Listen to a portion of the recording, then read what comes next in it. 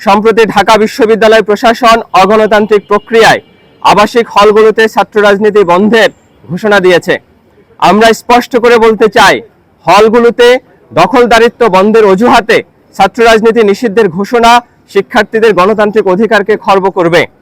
প্রশাসনের মদতপুষ্ট সংগঠনকে ক্যাম্পাস এবং হলে একচ্ছত্র আধিপত্যের সুযোগ করে দিতেই ঢাকা বিশ্ববিদ্যালয়ের প্রশাসন এই ধরনের অগণতান্ত্রিক সিদ্ধান্ত নিয়েছে। শিক্ষার্থীদের মূল আশঙ্কা ছিল ক্ষমতাসীন ছাত্র রাজনীতির মাধ্যমে নতুন করে গণরোম নির্যাতন চালুর সুযোগ তৈরি হবে কিনা, কিন্তু এই সংকট সমাধানে বিশ্ববিদ্যালয়ের সামগ্রিক সংস্কার, আবাসন সংকট নিরসন, প্রশাসনের দলীয় আনুগত্য বন্ধ সহ সমস্ত গুরুত্বপূর্ণ বিষয় এড়িয়ে গিয়ে হলে ছাত্র রাজনীতি নিষিদ্ধের মতো জনতুষ্টিবাদী সিদ্ধান্ত গ্রহণ করা হলো।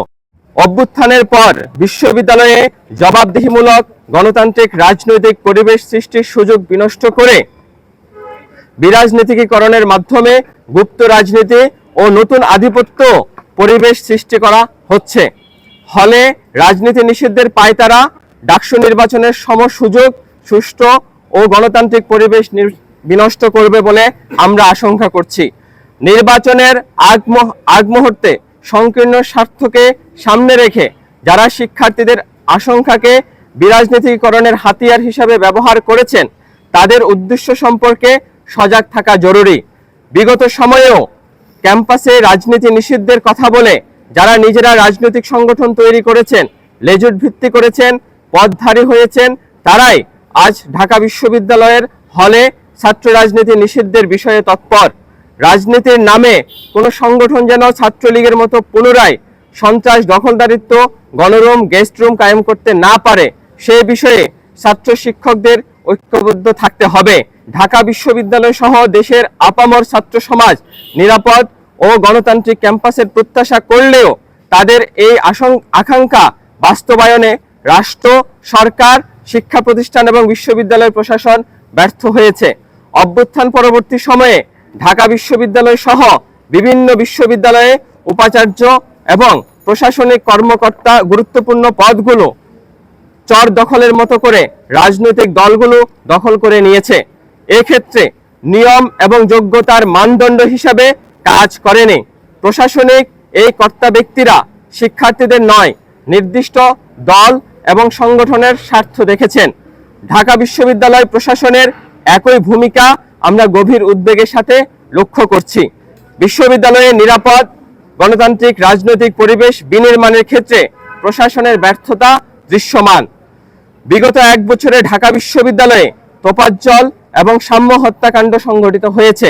নারী শিক্ষার্থীরা বিভিন্নভাবে হেনস্থার শিকার হয়েছেন।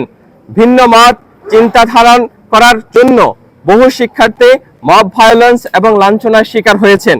অভ্যুত্থান পরবর্তী সময়ে সামাজিক যোগাযোগ মাধ্যমে আমাদের সম্পর্কে নানা রকম মিথ্যাচার, প্রোপাগান্ডা ছড়ানো হচ্ছে।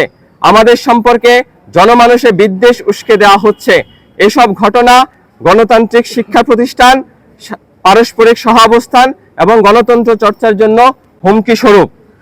দীর্ঘকাল ধরে ছাত্রলীগ সহ শাসক শ্রেণীর বিভিন্ন ছাত্র সংগঠন ছাত্র রাজনীতির নামে হল দখল, সিট দখল, জুলুম নিপীড়নের বিরুদ্ধে অপরাজনীতি করে এসেছে। এসব ঘটনাকে কেন্দ্র করে সাধারণ শিক্ষার্থীদের অনেকের মধ্যেই ছাত্র রাজনীতি সংক্রান্ত অবিশ্বাস, হতাশা, নিরাশার জায়গা রয়েছে। এর বিপরীতে অভ্যুত্থান পরবর্তী সময়ে অধিকার সচেতন শিক্ষার্থীদের দ্বারা সত্যিকারের গণতান্ত্রিক ও গণমানুষের পক্ষের ছাত্র রাজনীতির ধারাকে শক্তিশালী করার প্রয়োজন ছিল, যা বাস্তবায়নের সম্ভাবনা তৈরিও হয়েছে। এই সম্ভাবনাকে সবচেয়ে বেশি ভয় পায় স্বৈরতান্ত্রিক ও ফ্যাসিবাদী ধারার সন্ত্রাসী ছাত্র সংগঠন সমূহ। সেই জায়গা থেকেই এই সংগঠনগুলোর মধ্যে কেউ কেউ দীর্ঘদিন ধরে ছাত্র রাজনীতি বন্ধের দাবি কৌশলে শিক্ষার্থীদের মধ্যে ছড়িয়ে দিয়ে আসছে। এর একমাত্র উদ্দেশ্য শিক্ষার্থীদের বিভ্রান্ত করা, বিরোধী রাজনৈতিক মতকে অকার্যকর করে নিজেদের দখলদারিত্ব কায়েম করা। অতীতের মতো ছাত্র শিবির এখনো গোপন রাজনীতিতেই বিশ্বাস করে। এতে ছাত্র শিবিরকে সংগঠনগতভাবে তাদের নেতাকর্মীদের অপকর্মের দায় নিতে হয় না।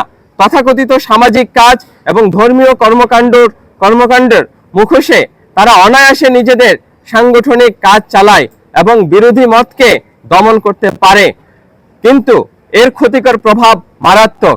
এর ফলে হলগুলোতে গণতান্ত্রিক চর্চা সংকুচিত হচ্ছে এবং শিক্ষার্থীদের মধ্যে পারস্পরিক সন্দেহ, অবিশ্বাস তৈরি হচ্ছে। সম্প্রতি ছাত্র শিবির ঢাকা বিশ্ববিদ্যালয়ের টিএসসিতে ৭১-এর যুদ্ধাপরাধীদের ছবি প্রদর্শন করে। গণতান্ত্রিক ছাত্র জোট সহ অপরাপর ছাত্র সংগঠন এবং শিক্ষার্থীদের চাপের মুখে প্রশাসন তা সরিয়ে ফেলতে বাধ্য হয়। প্রক্টর স্যার বলেছিলেন, এই ঘটনার পরের ২ দিন এই কর্মসূচি চলবে না, কিন্তু প্রশাসনের নির্দেশকে অগ্রাহ্য করে ছাত্র শিবির কর্মসূচি অব্যাহত রাখে। এতে প্রশাসনের মেরুদণ্ডহীনতা এবং আপোষকামিতা পরিষ্কার হয়ে যায়।